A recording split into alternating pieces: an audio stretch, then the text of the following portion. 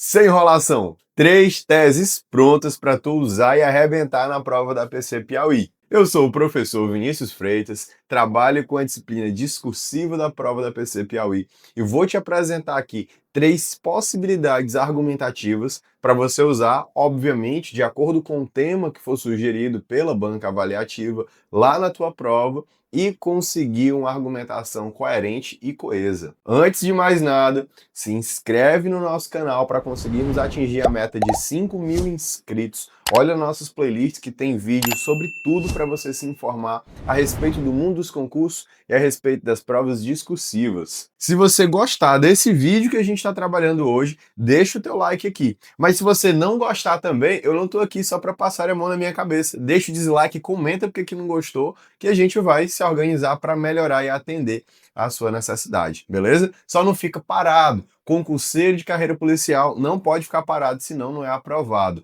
Seja reativo, vamos junto. A primeira tese pronta e a mais clássica de todos os tempos, sem a qual eu não poderia começar esse vídeo, é, evidentemente, a culpa do Estado. E aqui eu já faço um adendo. É Estado com E maiúsculo, porque a gente está se referindo à estrutura do Estado brasileiro. Eu não estou me referindo a uma unidade federativa, é a federação como um todo, certo? Se fosse uma unidade federativa, por exemplo, o Estado do Piauí, o Estado do Ceará, o Estado do Maranhão, a gente teria o E minúsculo. Como aqui a gente está falando do Estado brasileiro, é E maiúsculo. Cuidado também nesse tipo de argumento. Não é legal você culpar pessoas físicas ou falar de cargos específicos. O ideal é sempre se referir à gestão pública, ao governo, ao Estado, porque deixa o seu argumento bem mais assertivo, bem mais imparcial e bem mais coerente com a sua abordagem. Então, o primeiro passo em qualquer tese é você definir qual é o foco argumentativo. Nesse caso, a gente definiu que é a culpa do Estado. O Estado pode ser culpado de 3 maneiras, anota aí. Ele pode ser culpado pela omissão, quando ele não age em uma situação na qual ele teria a função, a obrigação de agir.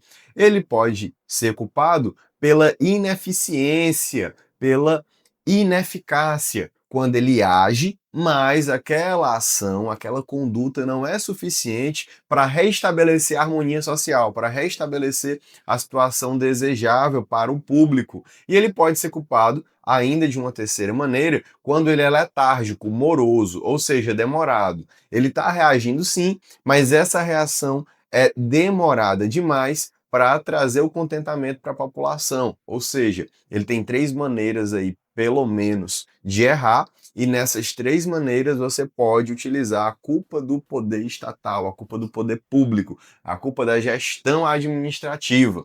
Vinícius, e como é que eu faço então, depois de selecionar a culpa do Estado, para fundamentar essa culpa? Aí você tem basicamente, mas não somente, 2 possibilidades. A primeira possibilidade é fundando em carta legislativa, ou seja, na fonte em que se apresenta a responsabilidade estatal. E você já deve estar pensando onde é. Diz para mim, coloca no comentário se você pensou antes de eu falar.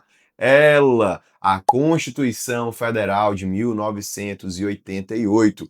É a nossa Carta Magna que combina, que estabelece as funções, o poder público. E nessa Carta Constitucional você tem diversos artigos que, a depender do tema que a banca sugerir, vão ser mais ou menos pertinentes para você utilizar. Por exemplo, o artigo 5º fala que deve ser estabelecido o princípio da isonomia. O artigo 6º fala dos direitos sociais. Aí lá você tem a lesma patti, que eu já expliquei aqui em outros vídeos no canal. Lazer, educação, saúde, segurança, moradia, transporte, trabalho, previdência social, proteção à infância e à maternidade, assistência aos desamparados, tudo isso está lá no artigo 6º. Tem o artigo 215, que fala sobre o direito de acesso à cultura. Às vezes o Estado não age para fazer com que isso seja efetivado. O 218, que fala da inovação e tecnologia. 225, que fala sobre meio ambiente. Ou seja, esse é o recorte mais limpo daquilo que você pode usar para culpar o Estado como referencial teórico. Mas não apenas a Constituição, não apenas o corpo legislativo. Você também pode usar filósofos contratualistas ou até sociólogos que falam sobre a necessidade que o Estado tem de garantir condutas de garantir direitos à população, dentre os quais a gente pode citar aqui o John Locke, que fala na sua obra, o segundo tratado sobre o governo civil, a respeito da responsabilidade que o Estado tem de garantir os direitos à população, principalmente aqueles direitos de primeira geração. E quando ele não o faz, está naturalmente violando o contrato social. A gente ainda tem junto com o John Locke o seu antecessor, o Thomas Hobbes, que fala especificamente da violação do direito à segurança, porque na teoria do Thomas Hobbes, o indivíduo, o ser humano, ele é um indivíduo beligerante, ele é belicoso, ele quer querendo brigar todo tempo, e se não fosse a figura do Estado, nós estaríamos numa luta de todos contra todos. Por isso, o Thomas Hobbes surge como alternativa também para usar em temas da segurança pública, uma excelente possibilidade para você, dentre outros tantos que não cabe falar aqui especificamente nesse vídeo, porque você já está municiado com a tese e com o argumento para arrebentar nessa possibilidade da sua prova. Além dessa, uma outra tese que eu acho brilhante para temas de segurança pública é a negligência familiar. A negligência familiar está relacionada ao fato de que muitas vezes a família não atua nessa seara preventiva e, por conta disso, o indivíduo pode ficar mais exposto à delinquência. Dessa forma, você tem um argumento interessantíssimo para apresentar na sua estrutura argumentativa e você precisa, então, agora de um repertório para fundamentá-lo. Minha sugestão de repertório para fundamentar essa tese seria o Pierre Bourdieu. Pierre Bourdieu, filósofo francês que estudou as instituições e definiu a família como a instituição primeira de acesso do indivíduo à sociedade. É através da família que ele aprende a se relacionar com o público. E o Pierre Bourdieu diz que são os hábitos aprendidos na família, e ele tem até uma teoria para isso, chamada teoria do hábitos. Os hábitos aprendidos na família são naturalizados e reproduzidos em sociedade. Use essa fundamentação que certeza você vai arrebentar com a tese de negligência familiar. Mais uma terceira tese para que a gente possa apresentar na nossa redação, que é a tese do silenciamento midiático. Antes de eu apresentar, eu preciso te dizer que no nosso curso de redação você tem não só essas 3 teses, mas diversas outras completas, inclusive com material didático, para fazer você atingir o nível máximo, a redação de excelência. Tudo isso você pode encontrar no link do nosso curso de redação para a Polícia Civil do Piauí, que vai ficar na descrição desse vídeo. E se está gostando, não esquece do nosso combinado. Deixa o joinha aqui para eu saber que você gostou e, obviamente, você não é maluco de não estar a essa altura inscrito no melhor canal para discursivas de concurso público. Bora, te inscreve aí se isso não aconteceu ainda. Mas eu não quero nem acreditar, eu não quero nem dormir para sonhar que você não está inscrito no meu canal. Bora estudar junto, vem comigo. Silenciamento midiático. Essa tese ela é sensacional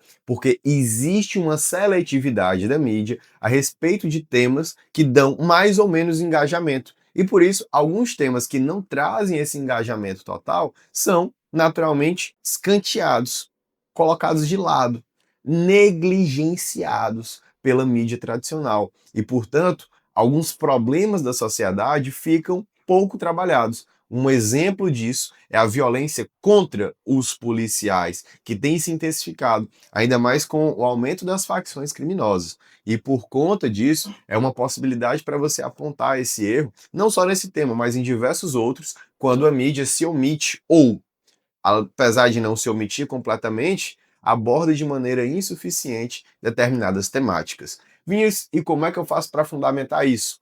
Djamila Ribeiro, filósofa brasileira, que fala: o primeiro passo para resolver um problema é tirá-lo da invisibilidade. Coloca essa frase exatamente dessa forma, entre aspas, porque é uma citação direta da filósofa brasileira e arrebenta com a tese do silenciamento midiático. Se você gostou do vídeo até aqui, deixa o joinha e se você quer muito mais disso, se inscreve no nosso curso, faz a tua matrícula no link que está aqui embaixo e vem estudar redação de verdade para a FGV.